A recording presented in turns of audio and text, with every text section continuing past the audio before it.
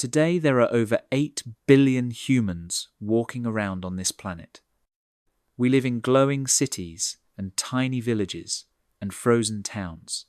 We ride trains, build drones, scroll on phones, and complain when the Wi-Fi drops for 5 seconds. It feels like humans have always been everywhere, like nothing could ever shrink us back down. But if you looked at the world around 20,000 years ago, you would have seen something terrifying. A human population pushed into a corner by the coldest age our species ever faced. Not millions, not hundreds of thousands, just a scattered group so small that one bad winter or one violent encounter could have erased them forever. And that almost happened. In a hidden valley surrounded by ice, 2 human groups collided during a brutal freeze. What started as competition for food spiraled into a series of attacks that wiped out nearly an entire lineage. This was not a slow fade, it was a bloodbath, a collapse so complete that only a handful of survivors escaped into the storm. Most of what they knew, their language, their traditions, their stories, disappeared with them. Yet somehow their tiny thread of DNA made it all the way to us. If you are watching this to relax or fall asleep, that is literally why I make these videos. So subscribe if you want more and tell me where you are and what time it is for you. I love checking the comments and seeing people watching from Manila at midnight and Toronto at breakfast all at once. Now get comfortable, because the story you're about to hear is one of the closest humanity ever came to losing an entire people forever. You know that feeling when you step someplace quiet and untouched, and you just know something happened there, something heavy, something that stayed behind even when the people did not. That is the feeling you get the moment you stand in this frozen valley, a place so far north that the wind cuts through your jacket and the silence feels like it has been here since the beginning of time. Snow stretches in every direction, smooth and perfect, except for one place where the world looks disturbed. A team of archaeologists kneels in a circle around a patch of ice that has been carefully brushed clean. You can see it even from far away. Footprints, human footprints, 20,000-year-old footprints, pressed into the ancient ground as if someone had walked here only yesterday. At first, the team thinks it is a normal discovery. Maybe a group of hunters moved through this place during the last great ice age. But the more they study it, the stranger it becomes. The prints are sharp and clear, like the moment someone stepped into soft snow and it froze instantly.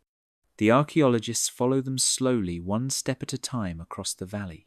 There are maybe a dozen different sets. Big ones and small ones. Adults and children. They walk in a tight cluster, as if they were scared of something behind them or watching the shadows around them. Then the trail suddenly stops at the edge of a cliff. No scattered marks, no signs of climbing, no signs of turning back, just an empty drop.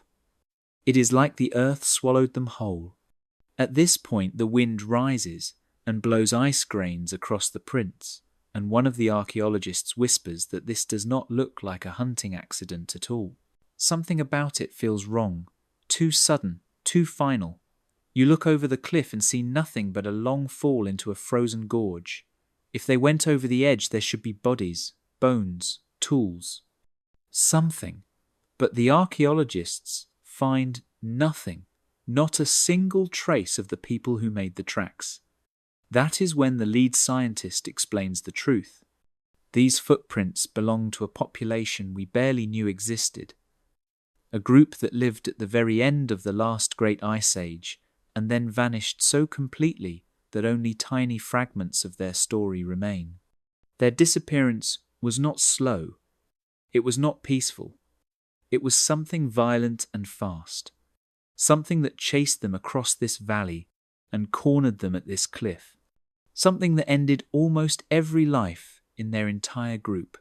As the snow begins to fall again and the scientists cover the prints to protect them, you can feel the weight of it. These are not ordinary footprints. They are the last steps of a people who were wiped out in a moment of terror. And the strange part is that this is only the beginning of the mystery. Because once you see where their trail ends, you have to ask the question no one wants to ask. What happened here? And how close did it come to happening to us? You know how sometimes you can look at something broken and immediately understand the story behind the damage. A cracked phone screen tells you it was dropped. A dented car door tells you someone hit the wrong corner at the wrong time. But in this lab, under bright white lights and surrounded by shelves of ancient remains, the story written in the bones is nothing like an accident. It is something darker, something that was never meant to be found again. The paleoanthropologist stands over a metal table studying a human femur that has been shattered in a way no fall could ever cause. The break is too clean on one side and too crushed on the other. She turns it slowly in her gloved hands and points to a tiny stone shard, still embedded near the break. A fragment of a weapon. Not a claw from an animal or a tooth mark from a predator, a blade made by human hands. The next bone she lifts is a rib with long, thin, cut marks across its surface. They run in parallel lines, too controlled and too precise to be from scavenging animals. These look like marks left by someone slicing downward with force. Someone who knew exactly where to strike. The lab is silent, except for the hum of machines and the soft clicking of tools as she moves from bone to bone. Each one tells the same story. Blunt force impacts to the skull. Deep cuts across forearms where victims tried to block blows. Piercing wounds in spines and pelvises from spears driven in from behind as people ran. She spreads the bones across the table in an almost perfect pattern of violence, and at first you think these must belong to different people from different times, but the scientist shakes her head. These bones all come from a single group, a single population that lived together and died together during the last great ice age. She sends samples through a sequencer and waits as ancient DNA slowly reveals its secrets. When the results appear, she frowns. The genomes do not match any known surviving human groups. They form their own small cluster, unique and isolated, a population that had been living on its own for thousands of years, and then all at once they were gone. You can feel the air change in the room as she clicks through the data. This was not random death. This was not starvation or sickness sweeping through a village. This was organized violence, targeted and brutal, carried out by other humans. Someone hunted them, someone killed them, someone erased them almost completely. The paleoanthropologist leans back in her chair and stares at the scattered bones. She explains that the cuts and impacts show precision and intention. These people were overwhelmed by attackers who knew exactly how to strike and how to finish a fight. The bones that lay quiet in front of her should not exist. They should have been lost to time. But now that they have been found, they tell a story that can no longer be ignored. A story of a people who died together in a way no human group should ever die. And somewhere buried beneath ice and time is the reason why. You know that feeling when you find something small, something almost invisible, and yet it changes the entire way you see the world. That is what happens inside a quiet genetics lab where machines hum like distant storms and glowing screens track the oldest stories written in human blood. The scientists are not looking for viruses or diseases. They are looking for ghosts. The ancient bones from the frozen valley were crushed and scarred, but their DNA still clung to tiny fragments deep inside the marrow. It takes days to clean, extract, and rebuild those genetic pieces. When the sequencers finally light up and the data begins to scroll across the monitors, the whole room leans forward as if watching a mystery unfold in real time. At first, everything looks normal. The ancient genome fits within the broad family of early Ice Age humans. Then the software sends up a warning, a mismatch, another mismatch. then dozens. The scientists zoom in closer, and that is when they see it. A cluster of genes that does not exist in any modern human population. Not in Europe, not in Asia, not in the Arctic or the tropics. It is like stumbling across a language that once belonged to an entire people and finding that only 2 words remain. The lead geneticist frowns and runs the analysis again. Same result. This lineage had split off from other humans tens of thousands of years earlier. They had their own adaptations, their own quirks, their own biological identity, and almost every trace of them vanished. Almost. The team pulls up global DNA databases, scanning genomes from hundreds of thousands of people. They expect to find nothing. Instead, they find the faintest signal. A tiny thread of these ancient genes hiding inside a few scattered remote populations. Not enough to change appearance or behavior. Not enough to be obvious. Just a whisper. A fingerprint left behind by survivors who escaped the slaughter. The scientists stare at the numbers in disbelief. It means that out of an entire Ice Age people, maybe only a handful lived long enough to have children who carried their lineage forward. Maybe a small family slipped away during the chaos. Maybe a single pregnant woman fled into the storm and joined another group far to the south. Maybe a wounded hunter survived long enough to teach his skills to strangers who took him in. Whatever happened, the truth is written in modern blood. Their people died, but their story did not die completely. It shrank down to almost nothing, like a flame cupped inside, shaking hands during a hurricane. The geneticist traces the fading signal on the screen and explains that this kind of collapse leaves permanent marks. It means the population was not just reduced, it was crushed to the edge of extinction. Only a few hearts kept beating, only a few breaths survived the darkness. And the eerie part is this: their descendants walk the world today with no idea that they carry the final echo of a tribe that vanished in ice and violence. A ghost in their blood, whispering a story that the world almost forgot. 22,000 years ago, the world was colder, darker, and far more dangerous than anything we can imagine today. Massive walls of ice, smothered continents, storms lasted for weeks, and winter ruled almost every corner of the planet. But there were rare places, hidden pockets carved out by strange luck and geography, where life could still breathe. These were called refugiums, and inside one of them lived a people who believed they had mastered the frozen world. The valley they called home was protected by cliffs that blocked the worst winds and warmed by underground springs that kept parts of the river from freezing, even in the deepest winter.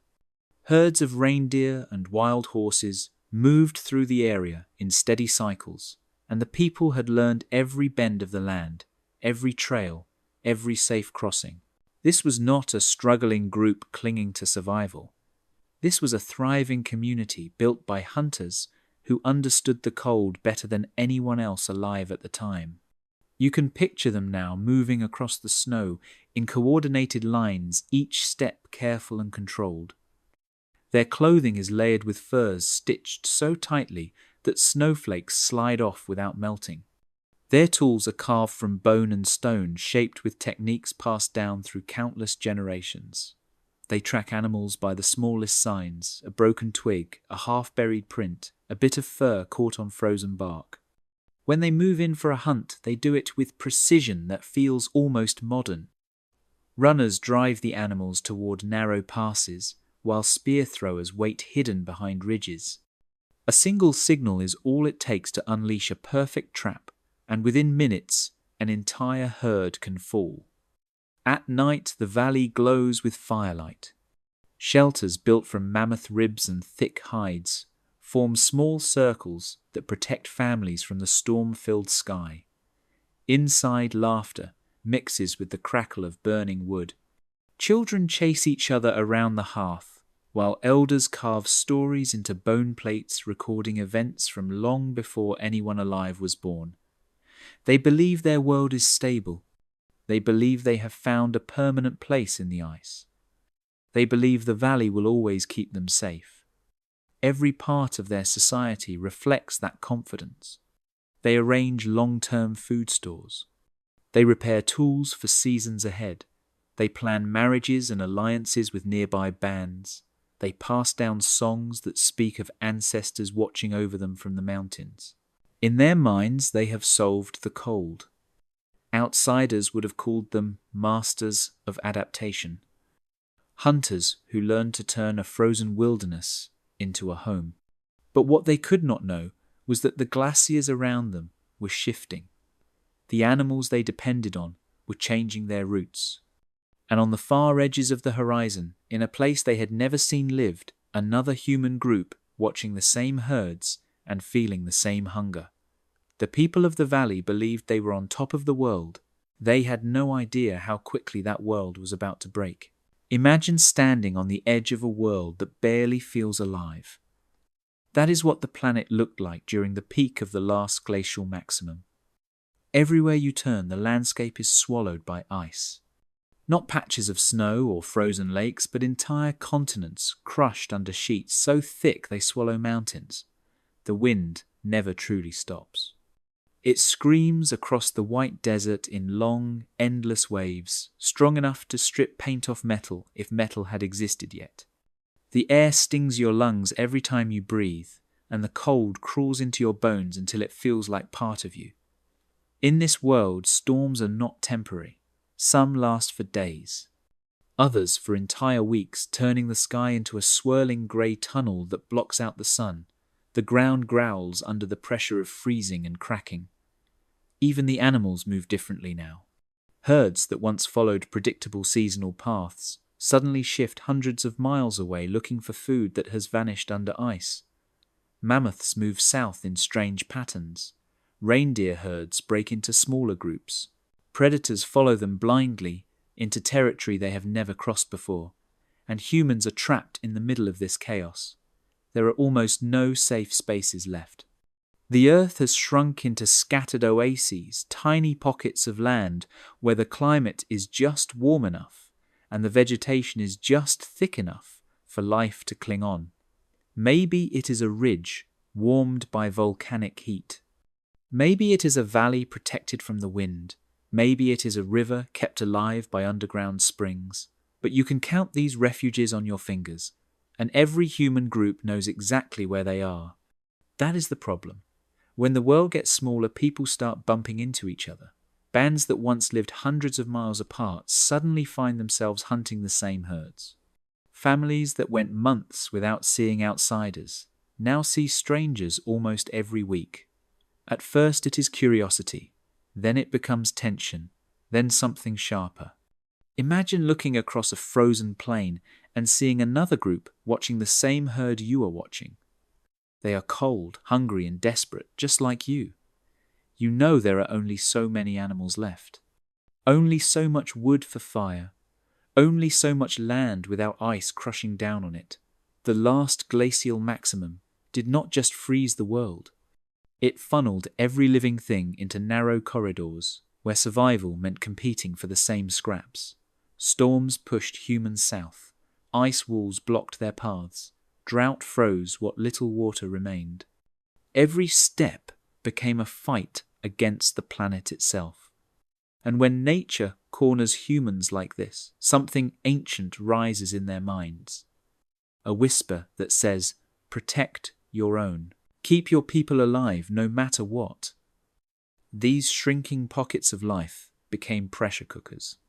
Tension built day by day as groups watched each other from a distance, unsure whether the strangers were potential allies or future enemies. The people in the valley from our story believed their refugium was hidden enough to keep them safe. But on the far side of the White Desert, another band of humans was slowly being pushed toward the same strip of land. The world was collapsing inward.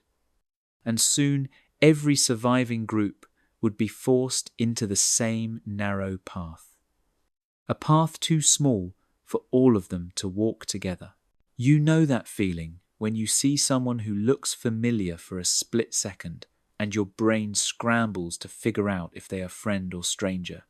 That is exactly what happens on a frozen morning when two hunters from the valley climb a ridge to scout for migrating herds. The snow is packed hard from the night wind and the sunrise turns the horizon pale blue. Everything seems quiet until one of the hunters freezes and points. At first the shapes look like boulders half buried in snow. Then one of them moves. 3 figures are walking across the plain below, moving with a rhythm that does not match any animal. They are human. The scouts crouch low and watch. The strangers do not notice them. They walk in a straight line, following a trail the scouts cannot see. Their coats are made of a different kind of hide, and their hoods are shaped in a way no one in the valley has ever worn. That alone is enough to make the scouts uneasy. Then they notice the weapons. The strangers carry long spears tipped with dark stone that glints in the weak light. Not the pale river stones the valley people use, but a sharper material taken from some far-off place. One of the scouts whispers that he has never seen tools like that. The other quietly wonders where they came from, and how far they must have travelled to reach this edge of the world. Curiosity flickers between them like a spark. For their entire lives they have been told that only a few small bands survived in this region, and that most had disappeared long ago. But now here is proof that someone else has been living out there in the white desert, facing the same storms, battling the same cold, chasing the same herds. The scouts watch the strangers stop and kneel beside a set of tracks. They gesture to each other in quick, sharp motions. Their hunting style is different and their movements are more aggressive, focused and practiced. They seem like people shaped by harder winters and hungrier nights. The scouts wait for the strangers to move on before slipping back toward the valley. When they report what they saw, the camp gathers in a tense circle. Elders ask questions. How many were there? What tools did they carry? Did they look strong? The hunters can only describe what they saw, but the silence that follows says everything. This is not just an interesting discovery. This is a warning. The narrator shifts us back into the cold air of that morning and explains that this moment matters more than the people in the valley could ever know. 2 human groups, living on shrinking land, hunting the same animals under the same brutal sky. At first it feels like cautious curiosity, a distant threat not yet real enough to fear. But deep beneath the snow, something dangerous is already forming. The knowledge that the valley is not as hidden as they believed. The understanding that they are no longer alone. And the quiet truth that in the Ice Age, when resources run low, strangers rarely stay strangers for long. You know that sick feeling you get when something familiar suddenly goes wrong in a way you cannot explain. That is what the people of the valley feel the first time they step out for a winter hunt and see nothing but untouched snow stretching into the distance. No hoofprints, no droppings, no trails cutting across the ridges, just silence. At first they think it is a fluke. Maybe the herds shifted a little farther north. Maybe they will return in a day or two. But when the hunters follow the river for miles and still find nothing, the worry begins to creep into their bones. Winter has always been fierce, but this winter is different. The cold feels sharper, as if the air itself has turned against them. The sky stays grey for days, without letting in even a flicker of sunlight. Ice forms across parts of the river that have never frozen before, sealing off the pools where fish used to wait under the surface. By the 3rd week, the hunts turn into long, exhausting journeys that end with empty hands and tired footsteps. Hunters return at night, shivering and furious. Their children gather at the entrance of the shelters, hoping to see a bundle of meat or even a small catch, but there is nothing. You can see it in their eyes. Hunger, the kind that makes people walk slower and talk less. The kind that makes everything feel heavier. The elders whisper that something is shifting in the land. The animals have moved to warmer regions, or died out in storms farther north. The storms themselves grow worse. Snow falls so thick it erases entire trails overnight.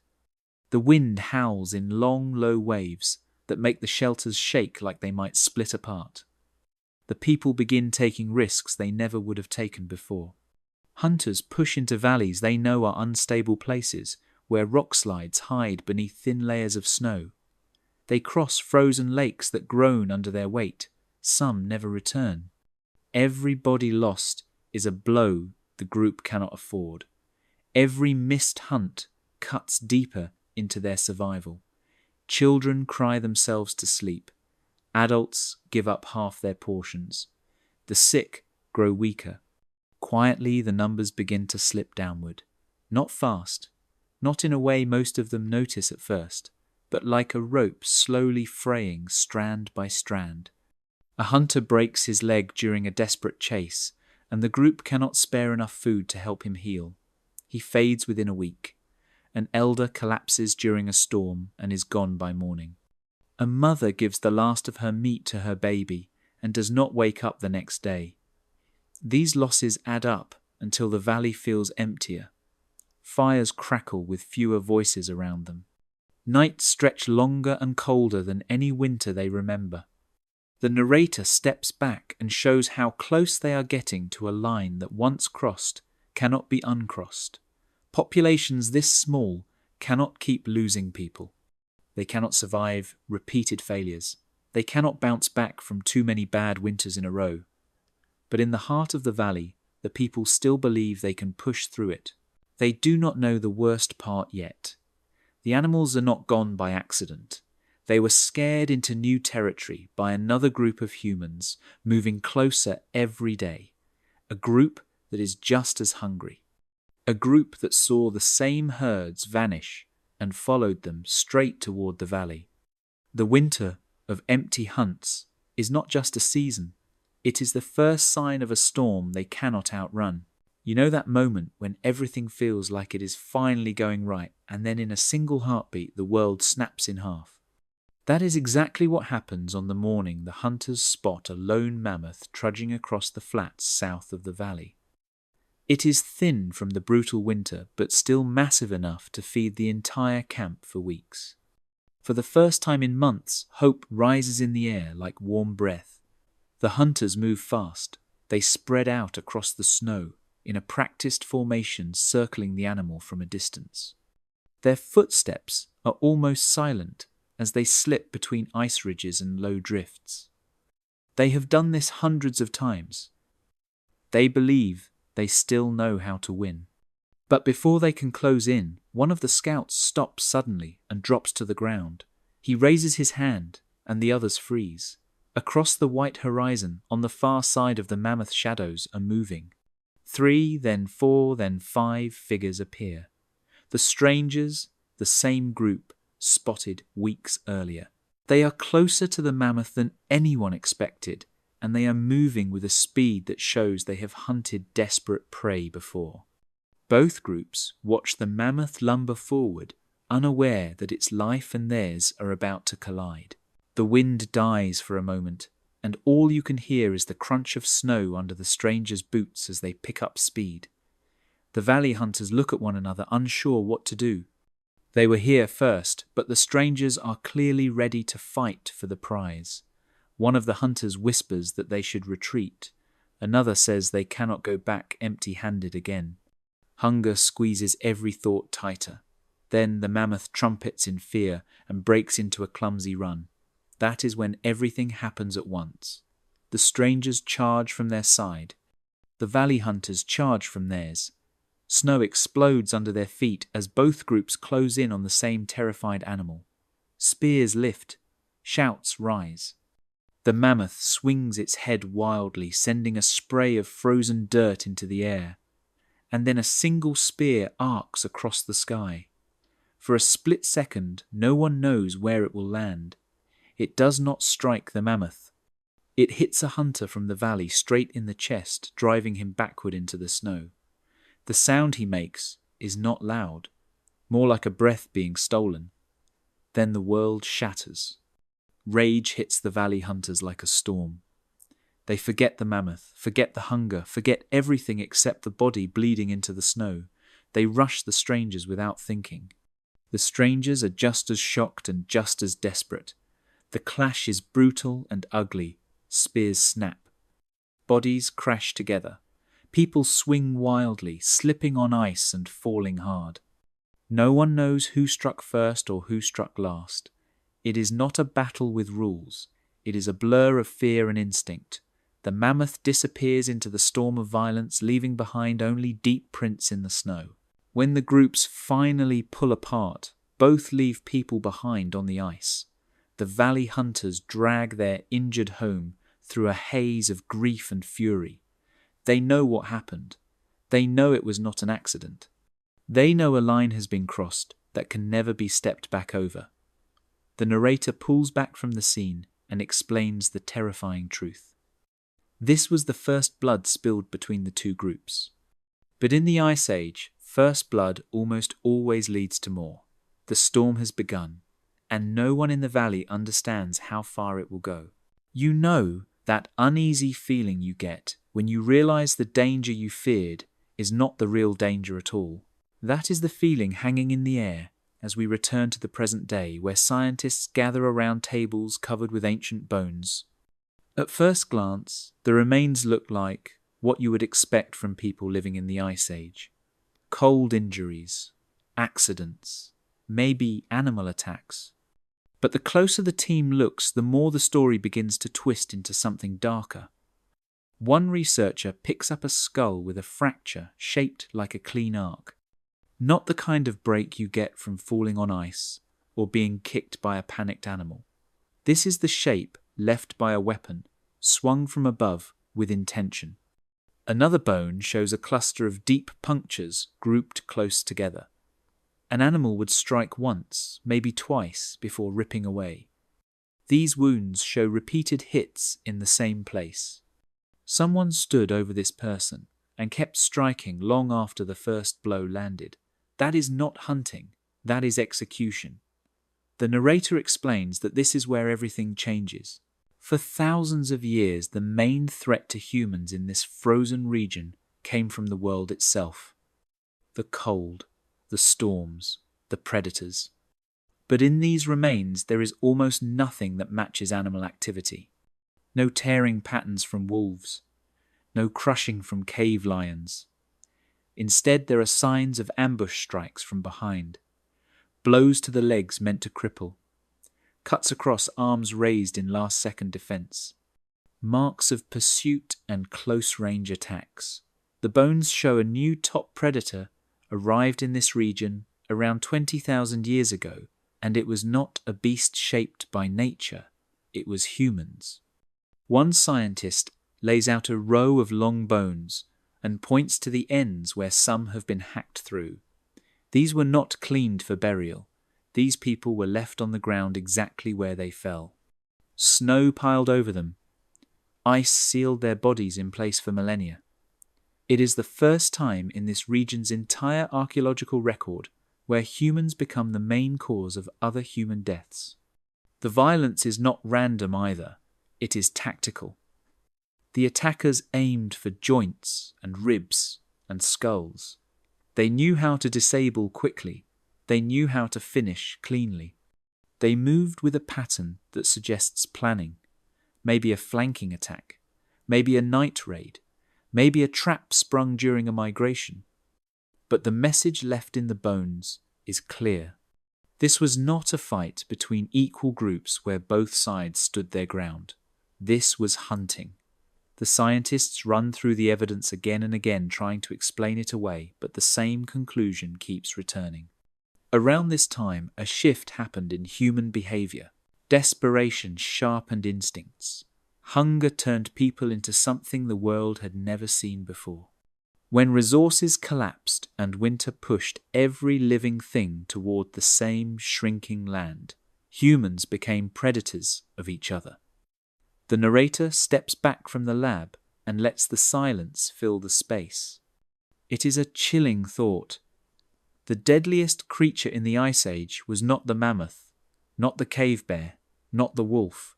It was the one creature that looked exactly like us. You know that moment when a storm is so loud you cannot even hear your own heartbeat.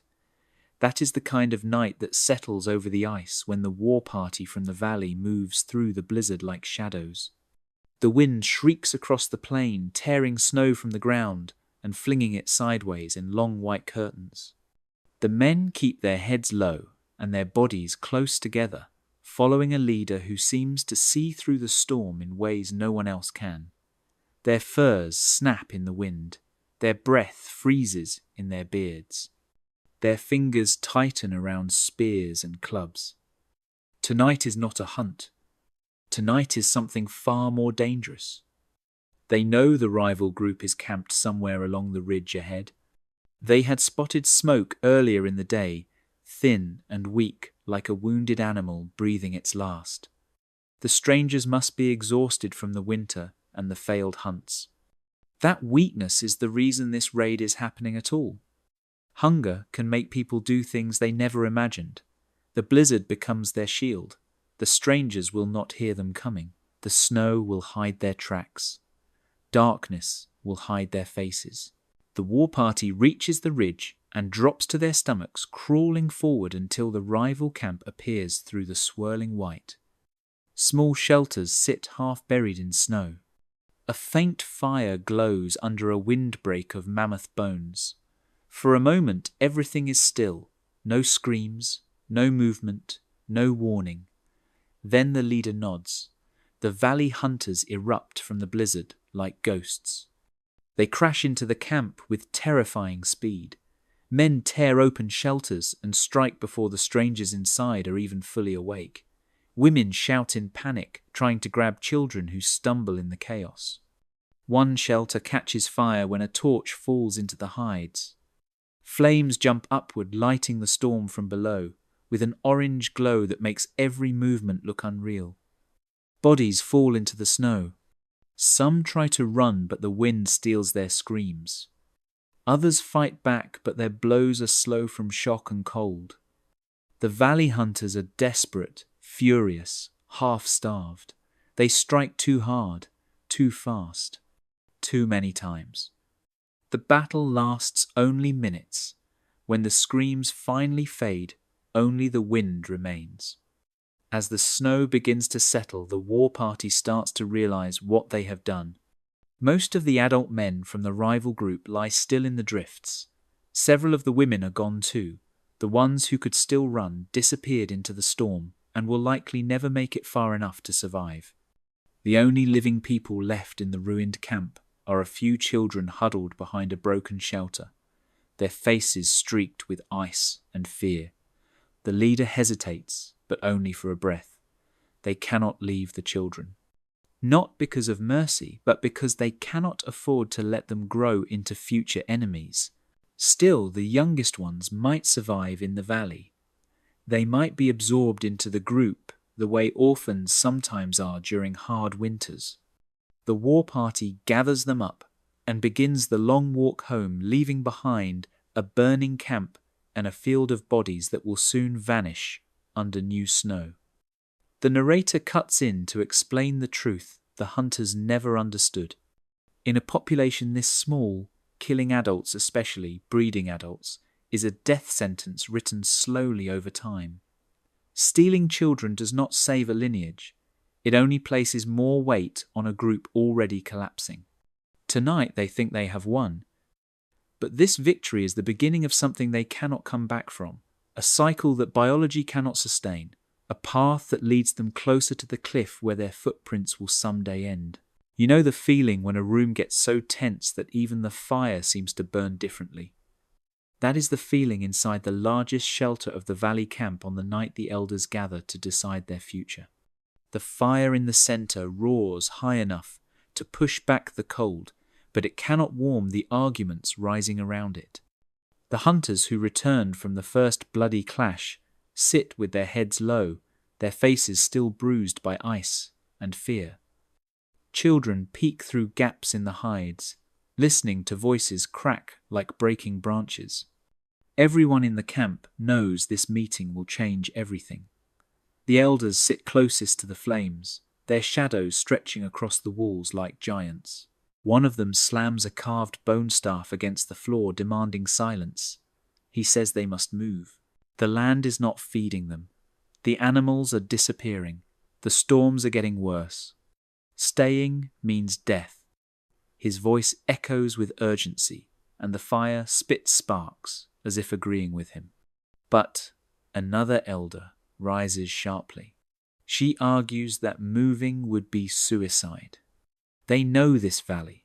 They know its shelters and secret paths. If they leave, they will be exposed to storms with no protection. Worse, the other humans will find their new camp easily. Running would only make them targets.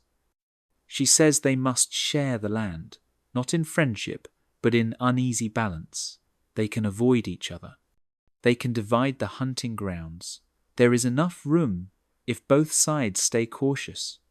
The hunters who fought do not like this. One of them jumps to his feet and spits into the fire. He says the strangers killed one of their own. Sharing is not possible now. The valley must retaliate before the rivals become bolder, before they learn the landscape, before they take everything. His voice rises, and his anger heats the room more than the flames. Another elder tries to calm him, saying, "Revenge has always been personal. One person wrongs another. One person settles the score. But a war between groups is different. If they strike again, the strangers will not answer with one spear. They will answer with 10. Then 10 will lead to 20 until both groups lose more than they can afford. Silence follows because everyone knows he is right. Populations this small cannot survive a long conflict. A single bad winter kills enough. Fighting on top of that would wipe them out. But fear has its own logic. People look at their children huddled near the back of the shelter. They imagine the strangers walking into the valley in the middle of the night. They picture losing their homes, their food, their lives. Fear and hunger twist together until reason slips away. Slowly, the room shifts. The older generation argues for patience and caution. The younger hunters argue for action and pride. They do not want to appear weak. They do not want to wait for another attack. They want to strike first and strike hard. For the first time in their history, this group of humans begins to plan something more complex than revenge. They speak of surprise attacks, of watching trails, of guarding the valley entrance. They speak of controlling the land before the strangers can claim it. Around the fire, a new idea begins to form. The idea of war, not as a moment, but as a strategy. The fire pops loudly, sending a burst of sparks into the air. It is as if the flames know what the elders just created. A path that will lead them away from safety and straight toward a future none of them are prepared for. You know that sinking feeling when one bad choice leads to another and suddenly there is no way back? That is exactly what begins after the night raid. For a few days, the valley feels almost victorious. They stole food. They captured children. They struck first. But the Ice Age never lets anyone keep a feeling like that for long. The storm barely settles before the first sign of retaliation appears. A hunting party from the valley heads out at dawn only to find fresh tracks circling their camp. Not animal tracks, human ones. The hunters freeze as they realize they were being watched, followed, measured. When they return to warn the others, it is already too late. The rival survivors have struck another part of the valley. 2 storage pits have been smashed open and the precious dried meat inside has been scattered across the snow. A woman gathering ice near the river is missing. Only her broken basket lies half buried in a drift. Panic rips through the camp. The valley elders try to calm everyone, but fear never listens. The younger hunters grab weapons and march out into the wind searching for the attackers. They find nothing. Only empty plains and fresh snow swallowing every clue. The next attack comes 3 nights later. This time the strangers hit a small shelter near the valley entrance. They do not kill everyone inside. They take one man and leave another barely alive with wounds that show exactly what message they meant to send. We are still here. We can reach you. You are not safe. Now the valley erupts in rage. They swear to return every strike, with 2 of their own. They swear to destroy the strangers completely. The narrator explains that this is where the spiral begins. In big populations, revenge is terrible but survivable. But in Ice Age bands, where each group has maybe 60 or 70 people losing, even a handful is a disaster. Every adult matters. Every skilled hunter. Every woman able to have children. Every teenager who can learn and carry skills forward. When these people die, the whole lineage tilts closer to a cliff edge they cannot see. The raids continue through the winter. The valley attacks a small camp near the ridge, killing 3 hunters and burning their shelters. The strangers respond by ambushing a valley hunting group and leaving only one survivor who crawls home through the snow, gripping a spear tip snapped off in his leg. Both sides keep saying they cannot stop now. They cannot look weak. They cannot forgive. The narrator cuts through the anger with a chilling truth. In a population this small, every death hits like a boulder. A group of 70 drops to 60, then 55, then 50. Each loss makes hunting harder.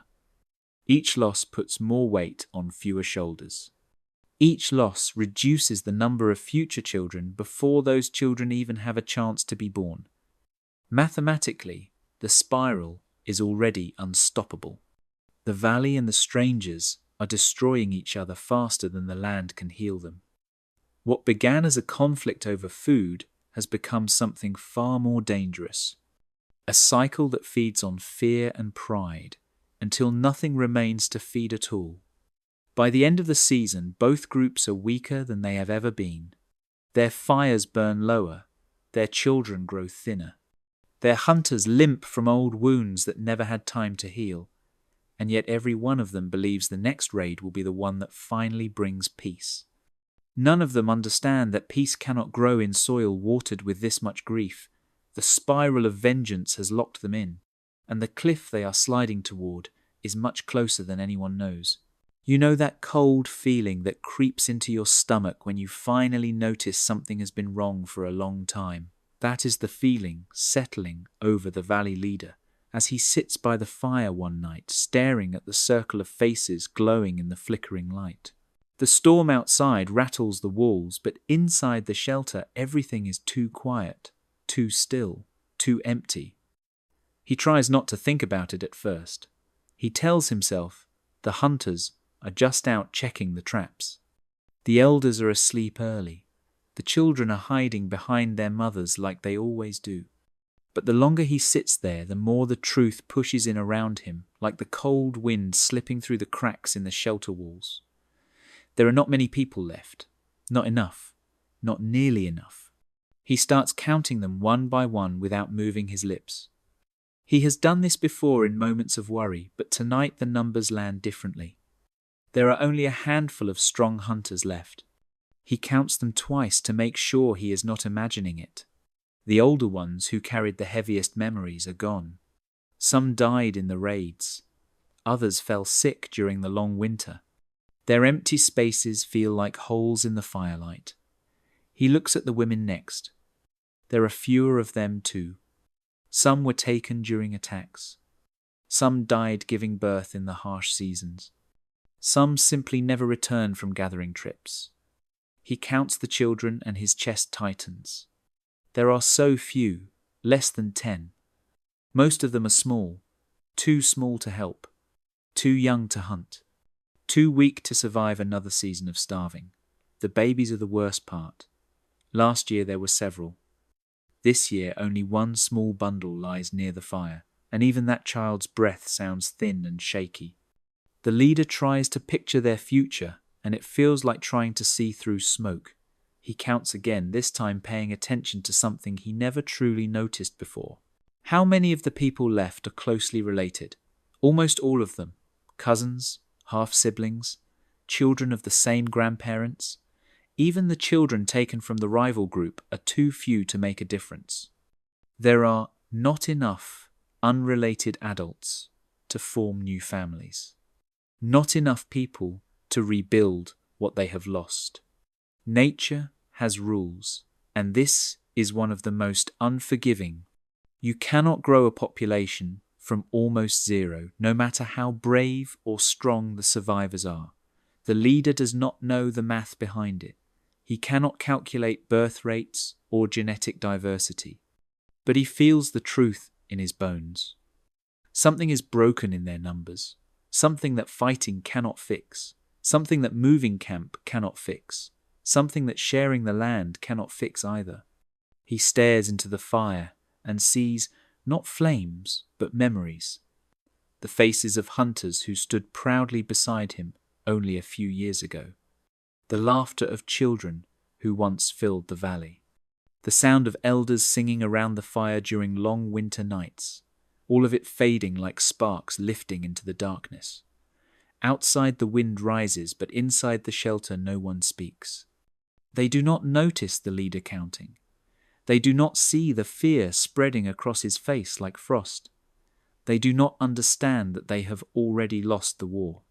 Not on the battlefield, but in the quiet math of survival. A math no one here knows how to read. A math that is already sealing their fate. You know that chilling moment when you open a door hoping things have improved, only to find that they have gotten much worse. That is what the valley wakes up to as the famine years begin.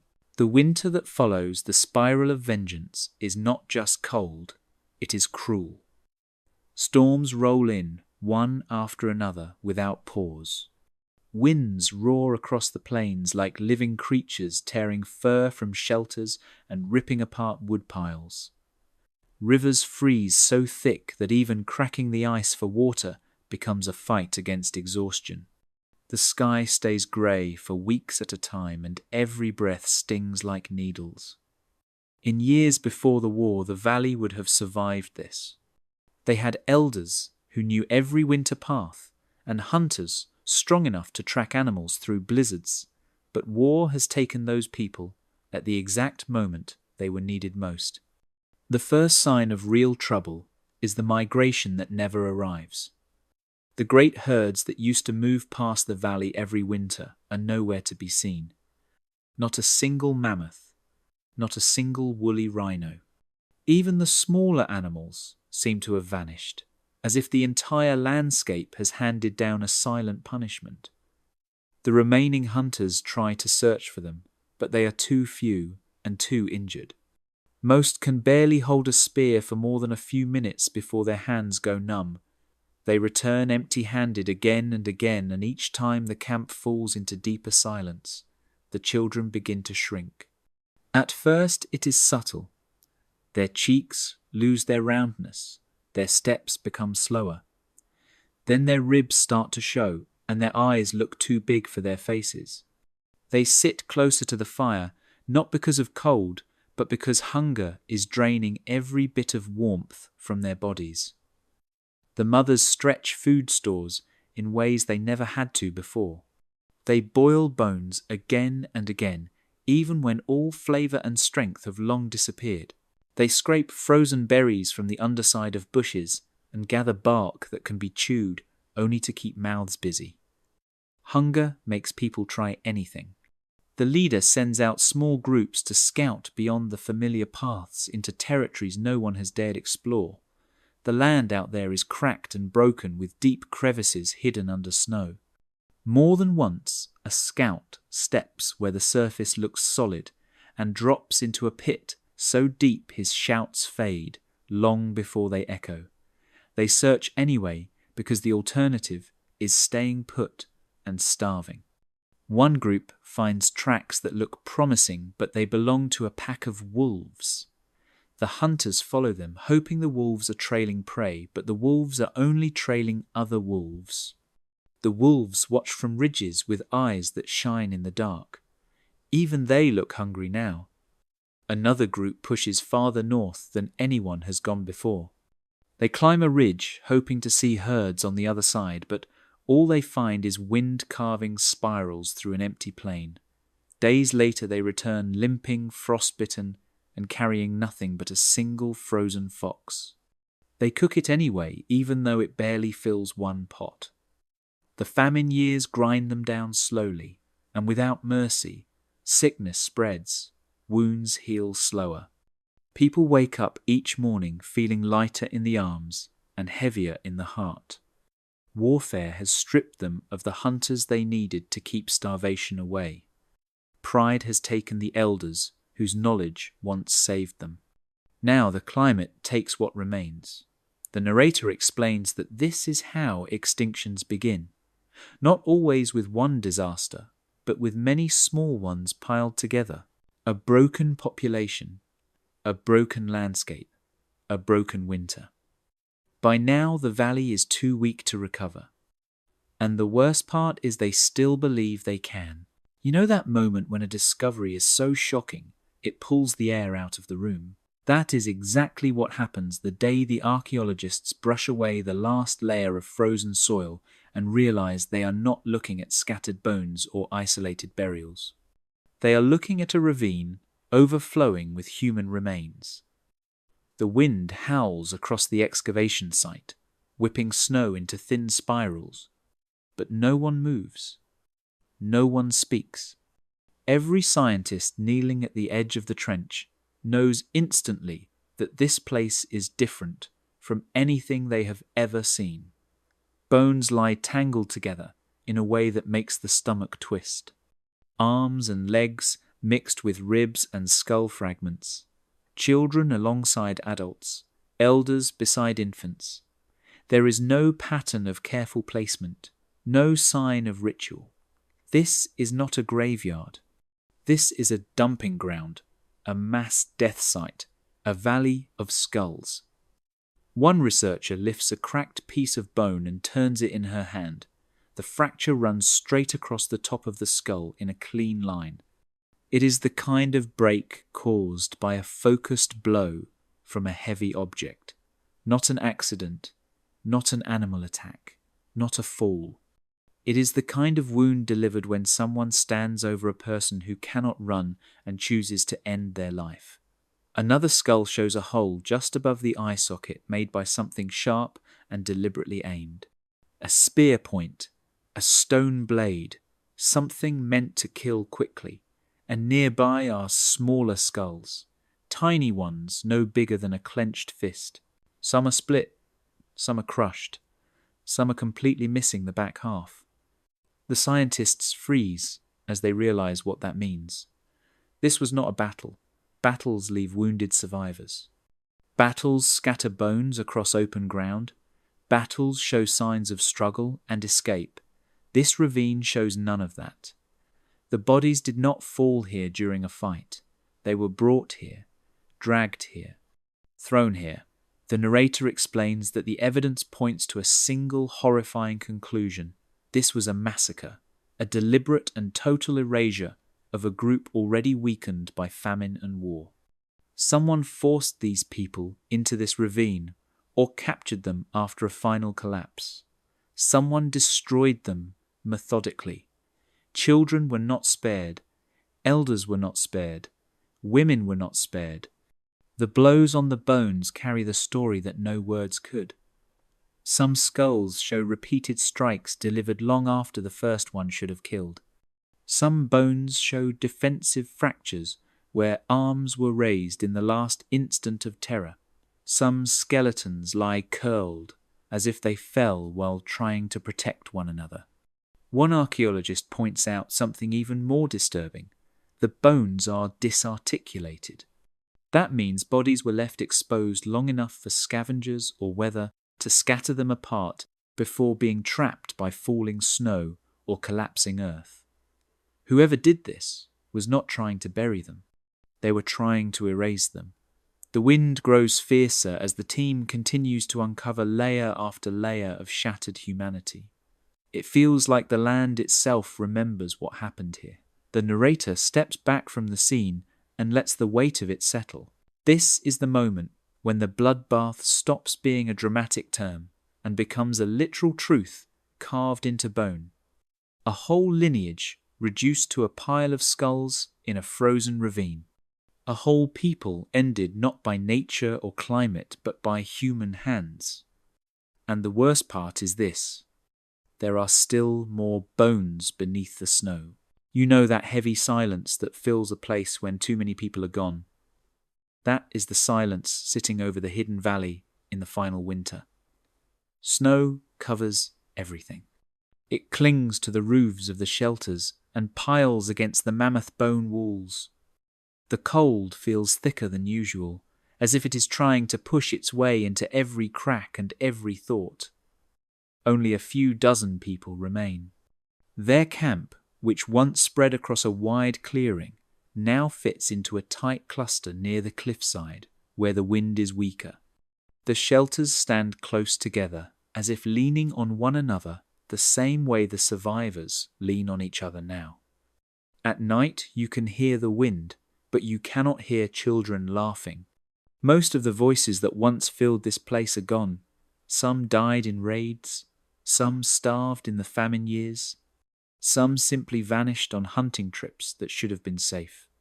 The valley feels haunted by absence, and everyone left can feel it, even if they do not speak of it. They fortify their shelters anyway. They lash extra hides to the walls and stack stones around the entrances. They sharpen their spears until the edges reflect the firelight, like tiny suns. They rotate night watch in pairs, even though there are barely enough adults to keep the system going. No one sleeps deeply anymore. Every sound outside makes someone sit up straight and listen. Every gust of wind sounds too much like footsteps. Every snapping branch sounds like an enemy creeping close. The leader walks the camp each evening, checking the same small circle of shelters. He remembers when the path used to take twice as long. Now he can finish it in minutes. He tries not to think about why. Inside one shelter, an elder mixes herbs into boiling water. The smell is sharp and earthy, and it fills the small space with memories of warmer seasons.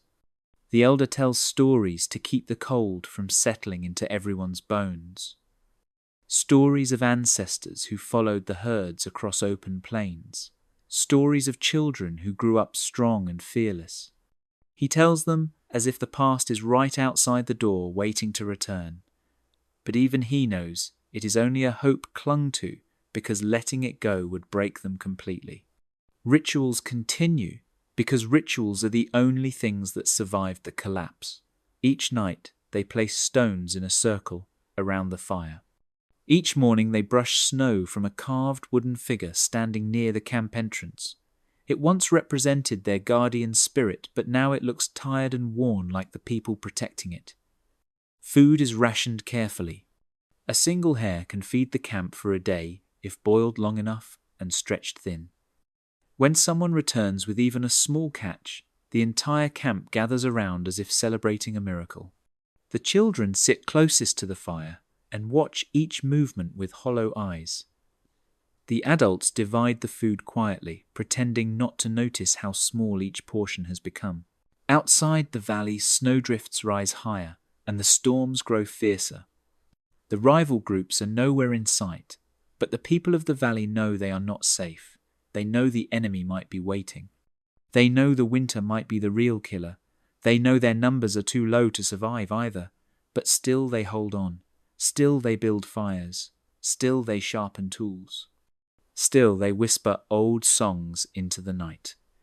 It is what a remnant does. It is what the last of a people must do, even when they already feel the world closing in around them. You know that feeling when two storms collide and you realize nothing is going to survive the impact? That is exactly what happens on the morning the rival group finally reaches the hidden valley. The sky is grey and low, heavy with snow that refuses to fall. The air feels sharp and metallic, like the world is holding its breath. The people of the valley sense something wrong long before they hear the footsteps. The watchman on the ridge freezes when he spots dark shapes moving through the drifts. Not animals, not shadows, humans. Dozens of them, or what is left of them. They move like ghosts, half starved and half frozen, but still carrying weapons. The same desperation carved into the valley survivors is carved into their faces too. These are not enemies arriving strong and confident.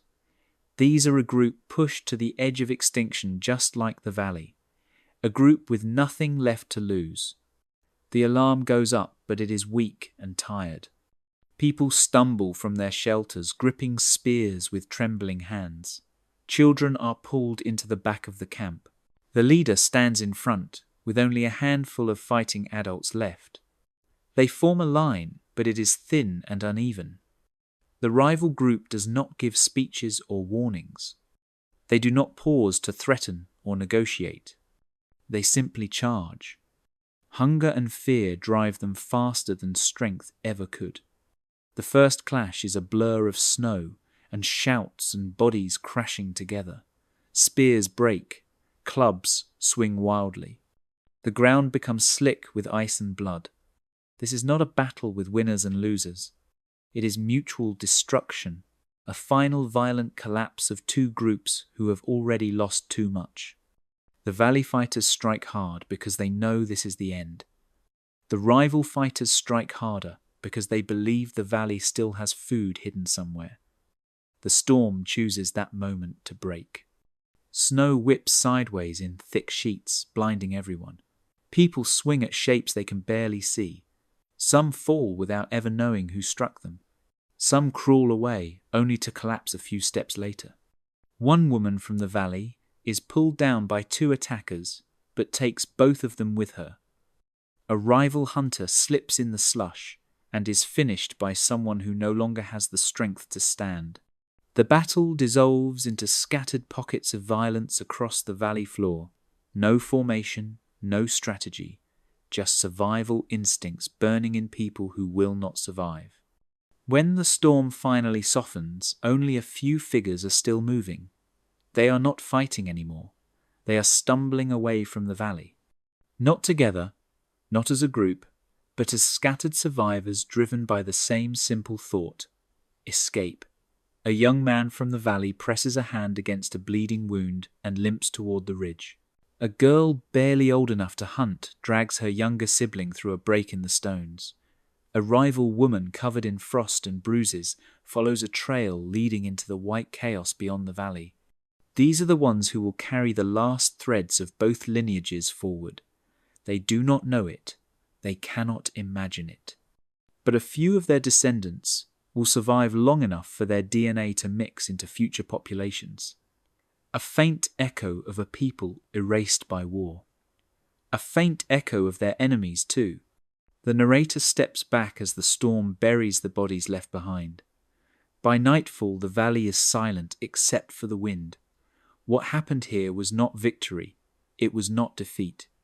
It was the final collapse of two groups, already doomed by hunger and fear. The last attack was not the end of a war. It was the end of a world, and only a handful of survivors scattered into the white void to keep a flicker of their story alive.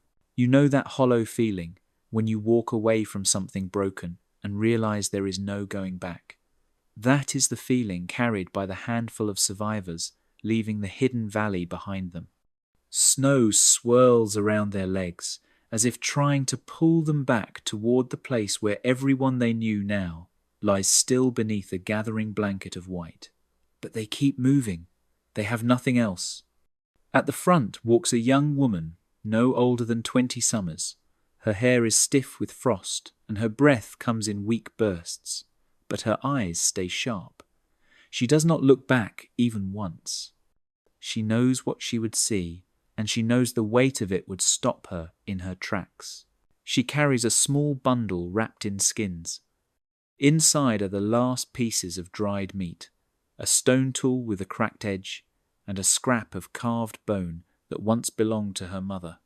Behind her limps an injured hunter. His leg is wrapped in torn hide, soaked through with blood that keeps freezing and thawing as he walks. Every step sends pain shooting up his body, but he forces himself forward. His face is pale, his jaw clenched, but he refuses to fall. He knows if he stops, he will never rise again. He knows the others need him, even if all he can offer now is another pair of eyes watching the storm. The final survivor is a child, small, thin, too quiet for someone their age. They walk close to the young woman, clutching a charred talisman in both hands. It is a fragment of wood blackened by fire, with simple lines scratched into it. The child does not understand its meaning, not fully, but it belonged to someone they loved. It is all they have left. Snow crunches under their feet. The storm moans across the open plain. The path they follow is not a real path, just a guess, a direction away from death. Behind them the valley disappears, completely swallowed by white. Along with the valley go their songs, their rituals, their words for the seasons and the stars. No one left knows the lullabies their mothers sang. No one remembers the stories carved into the wooden idols. The language they grew up speaking dies the moment they stop speaking it. Cultures do not end with a final battle. They end when the last survivors simply cannot carry everything on their backs. As the three move forward, the hunter tries to speak, but his voice is barely louder than the wind. The young woman touches his arm to quiet him, not out of harshness, but because she knows he needs the strength to keep moving. They walk for hours without stopping. Sometimes the child stumbles and she lifts them despite her own exhaustion.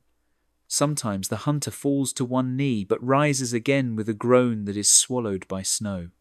The narrator explains that these survivors are not heroes. They are not chosen. They are simply the ones who happened to be on the far edges of the fight when the world collapsed. Yet it is their bodies that will carry forward the last strands of a vanished lineage, their blood that will mingle with another group decades from now, their children who will unknowingly preserve a faint genetic whisper of a culture erased in a single winter. The storm thickens, the cold deepens, their footprints stretch out behind them until the wind fills them in. Soon there will be no trail at all. But the three keep walking because that is what survivors do, even when everything else has turned to snow. You know that strange shock you feel when you think you understand a story and then someone shows you the missing piece that changes everything. That is the mood inside the genetics lab as researchers gather around a glowing monitor. Lines of code scroll past, numbers jump and rearrange themselves. A three-dimensional model of a population graph pulses like a heartbeat. They are running simulations of a world long gone, but still echoing in every human alive today. One scientist types in the starting conditions. A thriving Ice Age population numbering in the thousands. Plenty of families, plenty of unrelated individuals. Enough diversity to keep the lineage healthy for generations. Then she inputs the event, a sudden drop, not slow, not gradual, a collapse from thousands to maybe 20 breeding survivors. The model redraws itself in a blink. The curve drops like a stone falling into deep water. The room goes quiet. The narrator explains what the graph is showing in simple terms. Genetic diversity is like a library. Every person carries a few books, and together the population holds thousands of stories. But when a catastrophe hits and almost everyone dies, the library burns. Only a handful of books remain. Even if the survivors rebuild and grow again, the stories that vanish do not return. They are gone forever. The simulation continues. After the collapse, the program lets the population grow back to hundreds, then thousands over the next few centuries. At first, the scientists smile because the numbers look good. It seems like recovery. But then the geneticist zooms in on the new library of DNA. It is tiny, shallow, repetitive. Almost every person carries the same sets of genes. Variants that once existed across the ancient population have disappeared completely. In the fossil record, that kind of collapse is almost invisible. Bones do not show reduced diversity. Stones do not record missing genes. Archaeologists might see fewer sites for a few centuries, but without DNA, they cannot tell if a people almost vanished or simply moved away. That is why the massacre left so little trace for so long. Humans killed humans in a world that left no storytellers behind. The narrator points to the lab screen again. Even after thousands of simulated years, the population never recovers its old diversity. It grows big, but not rich, strong in numbers, but hollow in genetic variety. A single war between two desperate groups shaped their entire future without leaving a clear mark on the ground. Then the team runs a second simulation, comparing ancient DNA from the ravine bones to modern humans. The results form a faint thread stretching across nearly 20,000 years, a ghost signal, weak but real. Some tiny fragments of that lost lineage still exist in a few modern genomes. Not enough to change how we look, not enough to mark us as different, just enough to prove that someone survived the storm and carried their blood into another group, a handful of small mutations. A few rare variants, the scars of a collapse no one saw. One researcher leans back and whispers that it is strange to think every person alive today carries the aftermath of ancient tragedies buried inside their DNA. That some of our weaknesses come from losses that happened before written language existed. That some of our strengths come from survivors who refused to die. The narrator closes the scene with a simple truth. Bones tell us how people died. Tools tell us how they lived. But DNA tells us what they endured and what they carried through the darkest winters in human history. The genetic bottleneck was not written in stone or ice. It was written in us. You know that uncomfortable moment when you catch yourself reacting without thinking and wonder where that instinct even came from? That is where the narrator takes us now, as the story shifts from the frozen valleys of the past to the world we live in today. Because the truth is unsettling. The Ice Age bloodbath was not just an ancient tragedy locked in time. It planted seeds in human behavior that still grow in ways we barely notice. When small groups huddled together around fires 20,000 years ago, they learned very quickly that survival depended on loyalty. Not soft loyalty, fierce loyalty. Loyalty that meant you fed your own before strangers. Loyalty that meant you trusted the people who shared your shelter and doubted everyone else. A single outsider could bring danger. A single act of trust could lead to death. The groups that hesitated often disappeared. The groups that stuck together survived a little longer. Those instincts did not vanish when the snow melted. They traveled forward through generations like faint echoes. Today we live in massive cities surrounded by millions of people, yet those ancient patterns still whisper in the back of our minds. The narrator explains that fear of outsiders is not born from modern culture alone.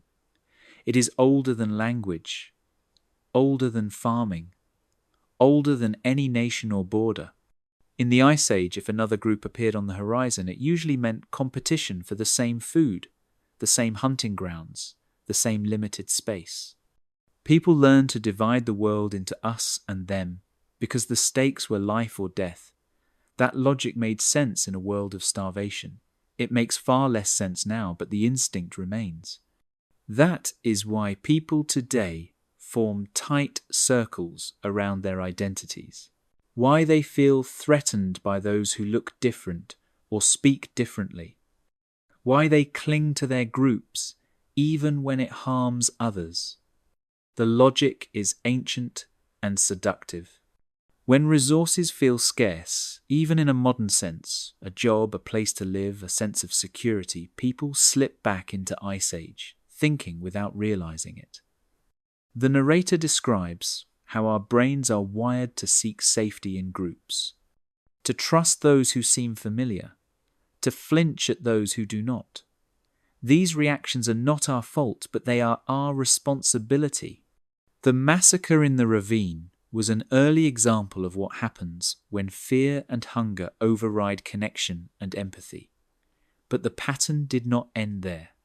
History is filled with moments when humans drew lines around their groups and convinced themselves that the outsiders were less deserving, less human, less worthy of survival.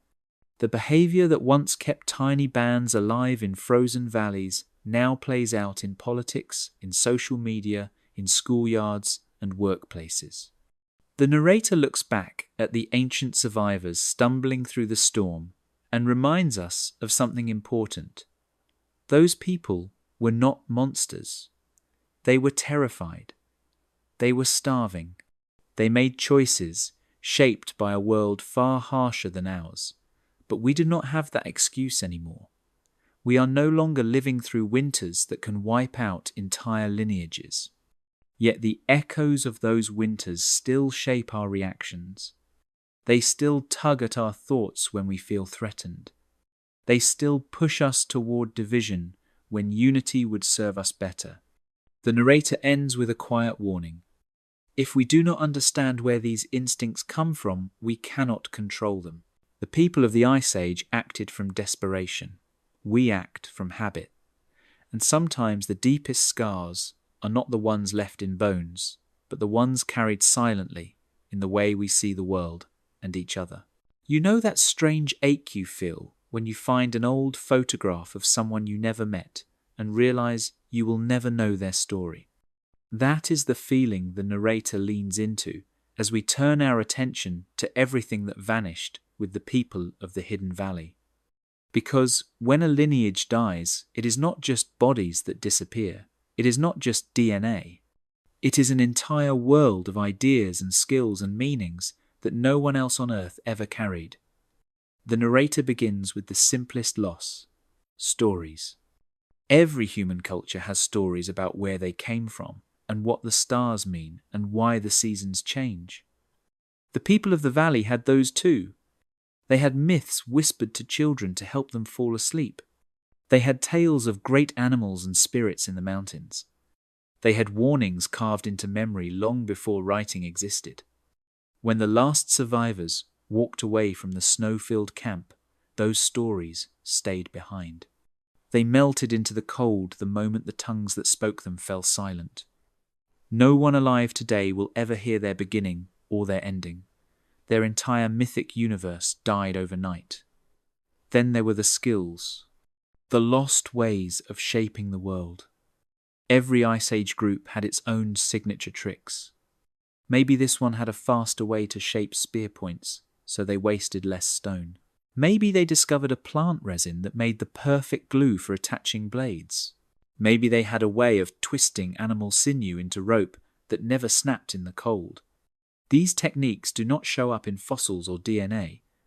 They lived in hands and muscle memory and practice.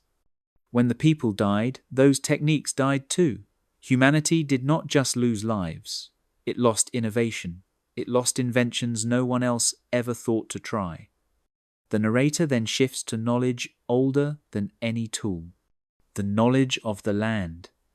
The people of the valley knew which plants could ease fever, which roots were safe to eat only after boiling, which mushrooms cured infection, which streams stayed unfrozen longest.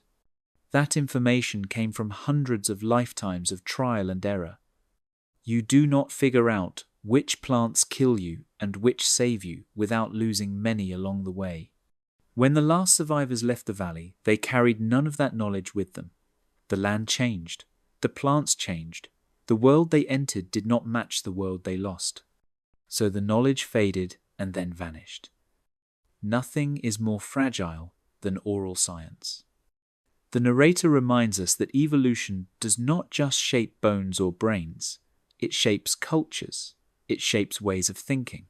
When a population disappears, an entire version of humanity disappears with it. A way of speaking, a way of solving problems, a way of understanding the stars, a way of grieving, a way of loving, all gone in a single winter. The world today is a tiny window into what humanity once was. We think we understand our species because we see 7 billion people across the planet. But we forget how many worlds existed before these, how many languages died before they were heard by anyone outside a single valley, how many songs were never sung again, how many tools were never passed down. The narrator lets the silence stretch for a moment, as if inviting us to imagine what it would feel like to lose everything you have ever known and realize no one will ever rebuild it. The valley people may be gone, but the weight of what they carried still lingers between the lines of our history. Evolution does not only shape what survives, it shapes what is lost forever. You know that feeling when you try to remember a dream, the moment you wake up and it slips through your fingers no matter how hard you hold on?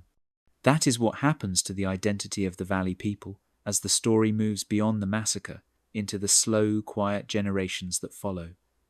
The handful who walked away from the frozen valley do not stay alone for long. They cannot. No small group can survive the Ice Age by itself. The young woman, the injured hunter, and the child eventually stumble into the lands of another band. A cautious one, a weary one. A group that has also lost people to famine and storms. At first there is fear, spear tips, hard stares, the usual dance of caution that humans perfected in a world where strangers could be deadly. But the newcomers do not act like threats. They are starving, half frozen and barely standing. One collapses before he even reaches the fire. The others surrender their tools and raise empty hands. And slowly, cautiously, the band accepts them. Survival has a way of forcing kindness when pride must step aside. The narrator explains how the process begins, so naturally no one notices it happening. The survivor's child learns new words from the children of the band while forgetting the old ones.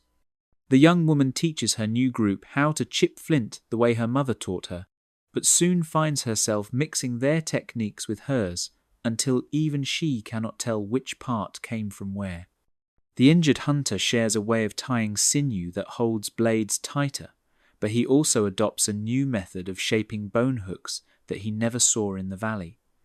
Every winter blends the groups together more. Every spring births children who carry two lineages inside them. One strong, one faint, one old, one nearly erased.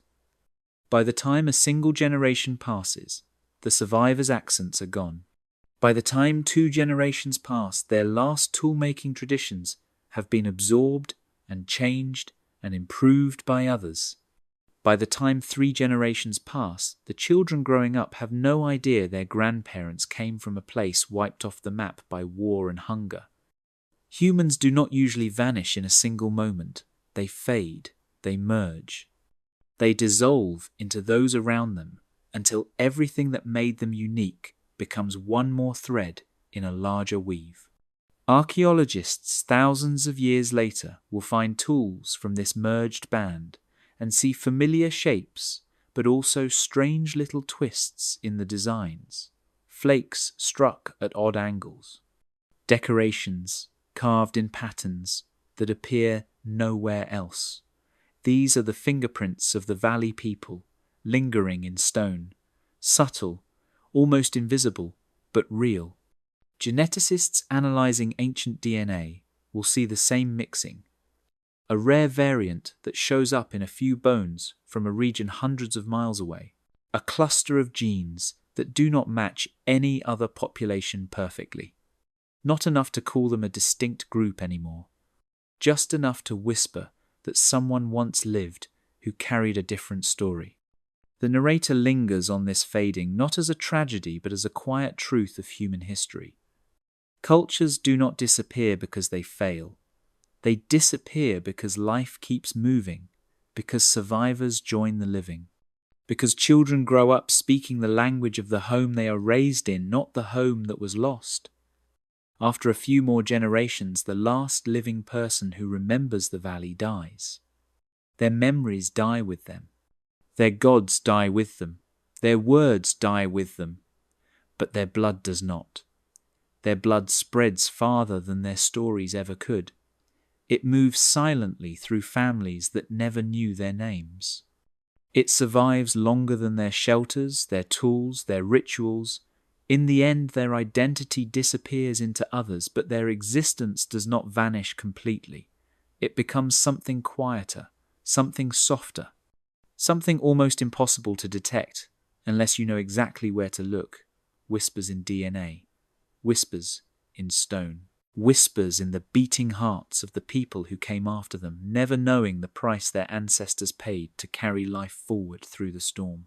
You know that jolt you get when you realize something ancient is not just a story from the past, but a warning aimed straight at the present.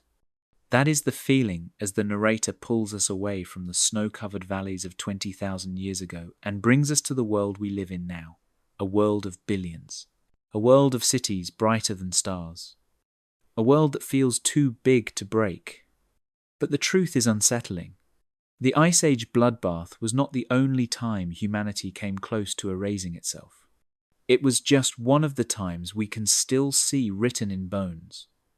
Today we carry weapons that make spears look like toys. We have the power to wipe out millions in minutes. We have machines that can scorch forests, flatten cities, and poison oceans. The scale is bigger, but the instincts behind it have not changed as much as we wish they had. The same fear of outsiders, the same hunger for resources, the same panic that spreads when people believe there is not enough to go around. Those ancient groups did not know they were slicing off an entire branch of the human family tree. They thought they were fighting for survival, one raid, one winter, one revenge strike at a time. They did not see the long shadow behind their choices. They did not know that killing a dozen people in a tiny population is like cutting the roots of a tree until it cannot grow back. The narrator explains that the same rule applies today, even if the numbers are bigger. Conflicts that seem small can ripple across generations. Wars can wipe out languages, traditions, and entire identities in a single decade. Political decisions can starve millions the way winters once starved our ancestors. Divisions drawn between us and them can lead to violence with consequences that echo for centuries. The world feels enormous, but history shows that even large populations can collapse faster than anyone expects. Climate shifts. Resources thin out. Groups turn against each other because fear is contagious and logic arrives late. It does not take a global catastrophe to prune the human tree. It just takes enough small ones stacking together. The Ice Age survivors had no way of seeing the big picture. They did not understand genetics. They did not know their numbers were too low to survive long term. They only saw the immediate danger in front of them. We have no such excuse. We can see the patterns. We can read the warnings carved into bone and soil and DNA. The narrator holds up their story like a mirror. When we look into it, we see the same impulses staring back, the same tribal instincts, the same flare of anger when someone threatens what we believe is ours, the same fear that outsiders will take what we need, the same fragile balance between cooperation and collapse. The difference is that today the stakes are far bigger. The branches we risk cutting off now are not small, isolated bands, but entire nations and entire ecosystems. The Ice Age bloodbath reminds us of how thin the line is between survival and disappearance. It reminds us how quickly a thriving population can shrink to almost nothing. It reminds us that extinction does not always arrive with a dramatic event. Sometimes it arrives quietly through choices that feel necessary in the moment. As the narrator steps back, the message becomes clear. We came close to erasing a piece of ourselves once. We could do it again. The only question is whether we will learn from the people who lost everything in the snow, or whether we will repeat their story on a far larger stage. You know that feeling when you stand between two worlds, one fading behind you and one unfolding ahead, and you realize how fragile the bridge between them really is. That is the feeling the narrator brings into the final moments of this story as the screen fills with images of ice and light and bone. A glacier cracks in slow motion, massive sheets of white splintering into the sea. The sound is deep and echoing, like the last breath of an ancient world. Water churns where the ice falls.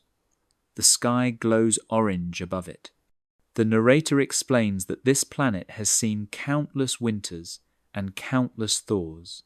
It has watched humans rise, fall, survive, and begin again more times than we can ever know. Then the scene shifts to a city at night. High towers shimmer like frozen rivers turned to stone. Streets pulse with neon and headlights. Millions of lives cross paths every hour. It looks invincible, almost eternal, but the narrator reminds us that 20,000 years ago, a tiny camp in a frozen valley probably felt the same way. People always believe they have more time than they do. The montage slows as the camera enters a museum. A single bone rests under glass. Smooth, pale, marked by a long-healed wound. A scar left by a spear or a blade belonging to someone who lived through the violence of another age. The crack in the bone has filled in with new growth, proof that the person survived the injury, proof that their body refused to give up even when everything around them said they should have. The narrator lingers on that image because it carries the message better than any words. We are all descendants of people who should not have lived long enough to become ancestors. People who endured starvation and storms. People who watched loved ones fall. People who had every reason to surrender to cold and fear but somehow kept going. The Ice Age bloodbath was only one moment in a long chain of close calls. One example of how humanity keeps walking away from valleys of death with only a handful left to carry the fire forward. As the montage continues, we see symbols of our inheritance. Children laughing in a crowded classroom. Scientists studying ancient DNA. A family sharing a meal. A boy running his fingers over petroglyphs carved by hands thousands of years older than modern cities. A satellite drifting above Earth, showing vast swirls of cloud and ocean and glowing continents. The narrator speaks softly over these images. The story of the Hidden Valley is not just about how a population died. It is about how a few refused to. It is about how survival is rarely clean or heroic. It is messy and painful and full of choices that leave scars on the future.